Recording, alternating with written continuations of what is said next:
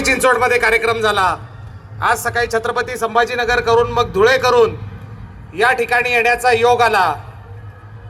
परंतु या निमित्ताने मी मुद्दामून सांगेन की जर संपूर्ण महाराष्ट्रामध्ये जर सगळ्यात उत्साहात कुठे जन्मोत्सवाचा कार्यक्रम होत असेल तर तो जळगावमध्ये होतोय निश्चितपणे। आणि म्हणून मी प्रथम आयोजकांचे मनापासून अभिनंदन करतो, आभार मानतो। खरं तर आम्ही ज्या वेळेस कार्यक्रमाला जातो किंवा अनेक ठिकाणी आपण बोलताना ऐकतो की ब्राह्मण समाज एकत्र येत नाही, त्याला म्हणावं इथे येऊन पहा सगळे एकत्र आहेत। आणि आपण जे इथे लिहिलंय एकत्र याल तर सन्मानाने जगाल, ही वस्तुस्थिती आहे। आणि आज ही समाजाला पटायला लागली, समजायला लागली, या गोष्टीचा मला विशेष आनंद आहे। खरं तर ज्या वेळेस ब्राह्मण समाजासाठी काय होईल की नाही, आपण जे करायचं ते आपल्या हिमतीवर, आपल्या ताकदीने, आपल्या कर्तृत्वावर उभं करायचं, अशी एक मानसिकता झाली असतानाच परशुराम आर्थिक विकास महामंडळाची स्थापना त्या ठिकाणी 1.5 वर्षापूर्वी झाली। मी या निमित्ताने युती सरकारचं मनापासून अभिनंदन करीन, आभार मानीन की परशुराम आर्थिक विकास महामंडळ त्या ठिकाणी स्थापन केलं। आज या ठिकाणी सांगताना मला आनंद होतो, अभिमान वाटतो की गेल्या 1.5 वर्षापासून प्रामाणिकपणे आणि पारदर्शकपणे परशुराम आर्थिक विकास महामंडळाचं काम त्या ठिकाणी सुरू आहे। कशा पद्धतीने आपल्या समाजाला एकत्र आणता येईल, कशा पद्धतीने आपल्या पुढच्या भविष्याच्या पिढीला ताकद देता येईल, जे हाल जो त्रास याच्या आधीच्या पिढीला सहन करावा लागला तसं न करता पुढच्या पिढीला कसं आपल्याला एक चांगलं व्यासपीठ उपलब्ध करून देता येईल ह्याच्यासाठी प्रयत्न केले जात आहेत। खरं तर एखादं महामंडळ स्थापन होतं, पण त्याच्या पुढची प्रक्रिया ही फार कठीण असते। आणि यात मला सांगायला पुन्हा अभिमान वाटतो की जे महामंडळ स्थापन झाल्यानंतरची जी घटना बनवण्याचं काम असतं, त्याच्यात आपल्या समाजाचे अनेक उद्योगपती असतील, अनेक चार्टर्ड अकाउंटंट असतील, अनेक कंपनी सेक्रेटरी असतील, त्या ठिकाणी रिटायर्ड जजेस असतील, काही वकील असतील, या सगळ्यांनी मदत करून भक्कम अशी परशुराम आर्थिक विकास महामंडळाचं मेमोरंडम ऑफ असोसिएशन आणि आर्टिकल ऑफ असोसिएशन म्हणजेच घटना बनवण्याचं काम केलंय। आज आपण सगळेजण इथे एकत्र आलात, या निमित्ताने आपल्याला सांगतो की मंत्रालयात असेल, इतर कंपनीमध्ये असेल, त्या मंत्रालयाच्या अधिकाऱ्यांचा एक B2B असा व्हॉट्सअप ग्रुप आहे। B2B म्हणजे ब्राह्मण टू ब्राह्मण व्हॉट्सअप ग्रुप। आणि जेव्हा कधी आपल्या समाज बांधवाची किंवा महामंडळाची फाईल अडकली, तिथे आपल्याच अधिकाऱ्यांनी, समाज बांधवांनी जाऊन ती पुढच्या टेबलवर नेण्याचं काम त्या ठिकाणी केलेलं आहे। अशा पद्धतीची मदत ही आपण एकमेकांना त्या ठिकाणी जर केली तर निश्चितपणे आपल्या सर्वांनाच त्याचा फायदा होईल। आज या ठिकाणी आल्यानंतर, एवढी गर्दी पाहिल्यानंतर खरं तर मला खंत व्यक्त करतो की मागच्या वर्षी मला या कार्यक्रमाला येण्याचं निमंत्रण होतं, परंतु मागच्या वर्षी मला येता आलं नाही। आणि त्याचं कारण असं होतं की परशुराम आर्थिक विकास महामंडळाचं पहिलं कार्यालय हे मागच्या 1 मेला पुण्याच्या विधान भवनात त्या ठिकाणी त्याचं उद्घाटन झालं। आणि त्या कार्यालयाच्या उद्घाटनाच्या गडबडीत आम्ही सगळेजण होतो। परंतु ज्या वेळेस आपण विधान भवनात कार्यालयाची मागणी केली, त्यावेळेस आधी काही अधिकाऱ्यांकडनं सांगण्यात आलं की तुम्हाला इथे जागा मिळणार नाही, परंतु त्यातून संघर्ष करून त्या ठिकाणी जागा मिळवण्याचं काम हे आपण केलेलं आहे। आज तुमचं माझं त्या ठिकाणी हक्काचं कार्यालय हे पुण्याच्या विधान भवनात त्या ठिकाणी आहे।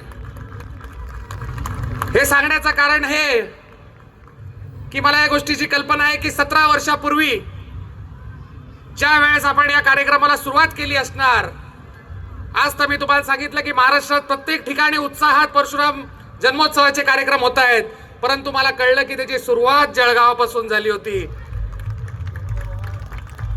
आणि 17 वर्षापूर्वी आपल्याला किती संघर्षाला सामोरं जावं लागलं असेल ह्याची त्या ठिकाणी मला कल्पना आहे। परंतु संघर्ष हा आपल्यासाठी काही नवीन नाही आणि संघर्षावर मात आपण कायमच आपल्या बुद्धीने आणि कामाने केलेलं आहे, याचा मला अभिमान वाटतो. आज या ठिकाणी प्रामुख्याने मला सांगावं असं वाटतं की परशुराम आर्थिक विकास महामंडळाची स्थापना होत असताना अनेक महामंडळाच्या त्या ठिकाणी स्थापना झाल्या,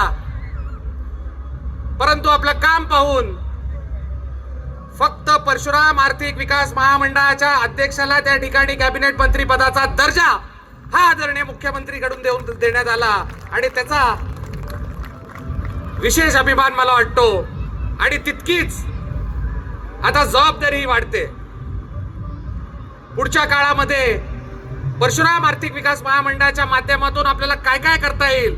आजच मी मगाशी ते गुरुजी बसलेत, येताना इथल्या वेधशाळेला भेट दिली. पौरोहित्य करणारे, वेद शिकणारे हे आपले अनेक समाज बांधव आहेत. त्यांची मागणी होती की आपण महामंडळ मार्फत काहीतरी त्यांच्यासाठी करावं. मी त्यांना दाखवलं. मी 6 तारखेलाच पत्र दिलंय आणि त्याचा पाठपुरावा मी करतोय की आता जी मुलं वेद शिकतायत, जे पौरोहित्य करतायत, अशा मुलांना शिष्यवृत्ती देण्याचं काम हे शासनाकडनं झालं पाहिजे, महामंडळाकडनं झालं पाहिजे. शेवटी आपली संस्कृती आणि आपले संस्कार हाच आपला प्रमुख गाभा आहे आणि तो टिकवणं, तो जोपासणं तितकंच महत्वाचं आहे. आज जाता जाता आपल्याला एवढंच सांगेन की मगाशी मी सांगितलं इतक्या मोठ्या प्रमाणात इथे सगळे समाज बांधव जमतात.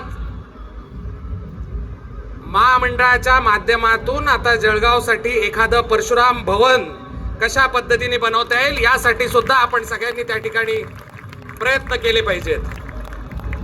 मग तिथे एखादी गोशाळा असेल, महिला भगिनींसाठी त्या ठिकाणी ट्रेनिंग सेंटर असेल.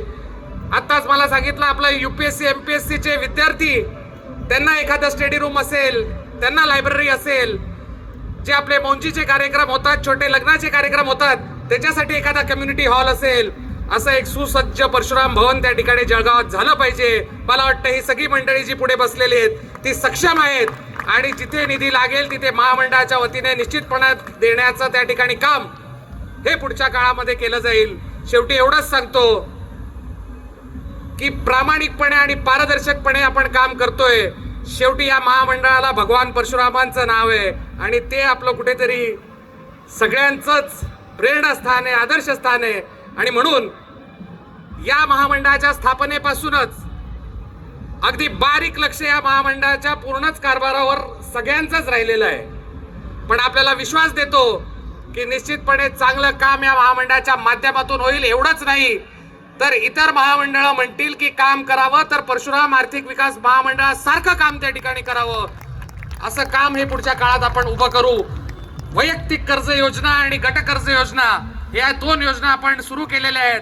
त्याचे फॉर्म त्या ठिकाणी ऑनलाईन उपलब्ध आहेत. माझी या निमित्ताने विनंती आहे की जेवढे आपली तरुण मुलं असतील त्यांनी त्या ठिकाणी व्यवसायाकडे आलं पाहिजे, त्यांनी चांगलं एंटरप्रिनर झालं पाहिजे. कुठेतरी आपण आता नोकरी मागणारे नाही तर नोकरी देणारे झालो पाहिजे. अशा प्रकारची मानसिकता ही आपल्यामध्ये येणं गरजेचं आहे आणि म्हणूनच या 2 योजना या सुरू करण्यात आलेल्या आहेत.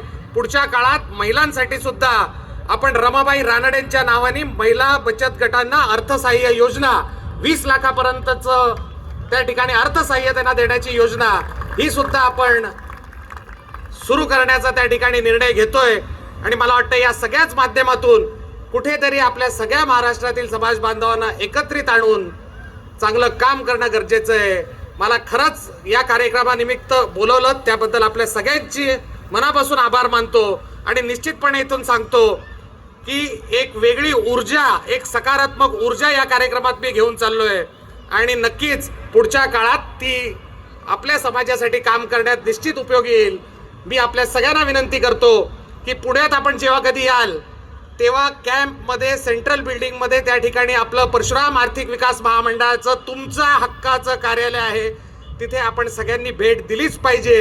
दर गुरुवारी आणि शुक्रवारी मी त्या ठिकाणी कार्यालयात असतो, पण आपणच तिथे गेलं पाहिजे, आपण जबाबदारी स्वीकारली पाहिजे. ते भगवान परशुरामांचं त्या ठिकाणी महामंडळाचं कार्यालय, आपल्याला त्याचा अभिमान त्या ठिकाणी असलं पाहिजे. मगाशी मी जसं मंत्रालयाच्या अधिकाऱ्यांचा उल्लेख केला त्याच पद्धतीने पहिल्या मजल्यावर त्या ठिकाणी आपल्या महामंडळाचं कार्यालय आहे. तिथे ग्राउंड फ्लोअरला महसूल कोर्ट आहे.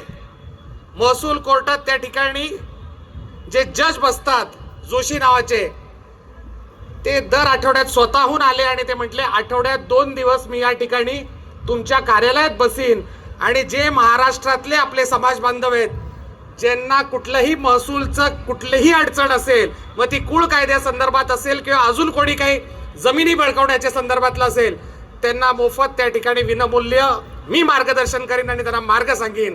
असे समाज बांधव एकत्रित येऊन सगळेच जण आपण प्रयत्न करतोय या समाजाला सुदृढ बनवण्यासाठी, चांगलं काम करण्यासाठी. निश्चितपणे पुढच्या काळात अधिक व्यापक असं काम या महामंडळाच्या माध्यमातून आपण उभं करू, एवढंच या ठिकाणी सांगतो. मला आमंत्रित केलं, माझा सन्मान केला, त्याबद्दल आयोजकांचे मनापासून आभार मानतो. जय परशुराम. धन्यवाद कॅप्टन साहेब. बहुभाषिक ब्राह्मण संघाचे संस्थापक अध्यक्ष श्रीमान श्रीकांतजी खटोड यांना मी विनंती करतो की त्यांनी आपलं मनोगत